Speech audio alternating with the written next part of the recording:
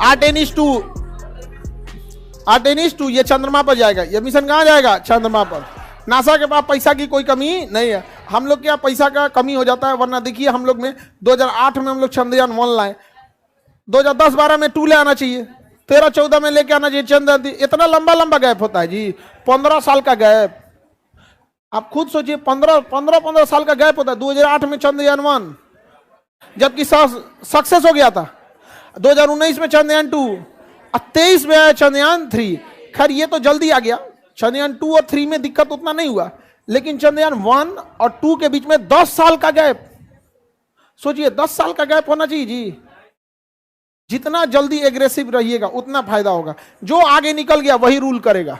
अंतरिक्ष में जो आगे निकल गया वही रूल करेगा। देखिए रॉकेट जो होते हैं ना, वो महंगे इसलिए हो जाते हैं कि वो लौट के नहीं आते हैं। सपोज कीजिए आप एक हवाई जहाज से पटना से दिल्ली जा रहे हैं, लेकिन वो हवाई जहाज बस एक ही बार यूज हो सकता है। आप अंदाजा लगाइए किराया कितना महंगा होगा।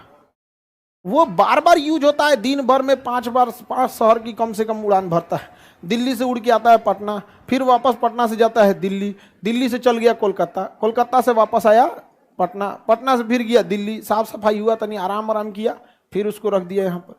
इस वजह से किराया सस्ता पड़ता है, क्योंकि हम उसका रीयूज कर लेते हैं। अगर दोबारा यूज नहीं करते तो कोई भी चीज़ महंगी ही आती है। रॉकेट के साथ भी यही होता है, एक बार हम सैटेलाइट में छोड़ देते हैं तो दोबारा हम यूज नहीं कर पाते।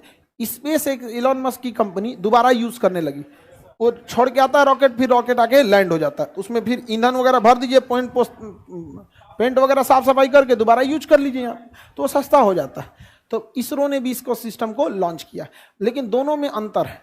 उसका जो रॉकेट है इलॉन मस्क का, वो खड़े उतर जाता है इससे, जिस वजह से उसमें एक्सीडेंट की संभावनाएं ज़्यादा होती है। लेकिन उन सोच पैसा वाला देश है सब। हम लोग का जो रॉकेट है, वो रॉकेट को इसे छोड़ देगा अंतरिक्ष में, उसके ऊपर सैटेलाइट लगा दिया जाता है, जाएगा अंतरिक्ष में, छोड़ देगा, और छोड़ने के बाद वो 2 पार्ट में होगा। एक पार्ट अंतरिक्ष में चला जाएगा, वो तो खराब होना ही होना है, और जो नीचे वाला पार्ट है वो छोड़ने के बाद वापस आएगा और जहाज की तरह क्या होगा, लैंड करेगा। ऑटोमेटिक जहाज की तरह क्या होगा, लैंड करेगा रनवे पर। तो कर्नाटक के चित्रदुर्ग एयरबेस पर वायुसेना को बुलाया गया और DRDO ने कहा कि देखिए हमें कोई धोधड़ मशीन बनाए हैं, ये क्या है आपको मतलब नहीं है, इसको अपने हेलीकॉप्टर में टान लीजिए और ले जाकर अंतरिक्ष में हवा में उड़ाइए और कहीं ले जाकर छोड़ दीजिए। ले गया हेलीकॉप्टर ऊंचाई पे और वहीं ले जाके छोड़ दिया। पूछ रहा है कि टूटे फूटेगा नहीं, तो कह रहा है अरे आप छोड़िए ना जी, टूटे फूटेगा नहीं। जैसे उसको छोड़ा गया हवा में होगा, उसका सेंसर ने भांप लिया, तुरंत विंग्स उसका निकल गया बाहर। विंग्स क्या हो गया, बाहर निकल गया। उसका ऑटो पायलट तुरंत GPS से कनेक्ट हो गया कि हमको जाना कहाँ है, उसको बता दिया गया था, पहले ही गूगल मैप दे दिया गया था, इधर मुड़ो। उसका मुंह वो पट्टी करके छोड़ी थी इसरो एयरफोर्स, तुरंत घूम गया, उन्हें नहीं जी इन्हें जाना है यहाँ पे, तुरंत यहाँ से दाहिने बाएं लेफ्ट राइट करके कदम चाल धीमा करके एयरपोर्ट से लाइन अप कर लिया और अपना चक्का बाहर निकाल दिया और उतर गया एयरपोर्ट पर।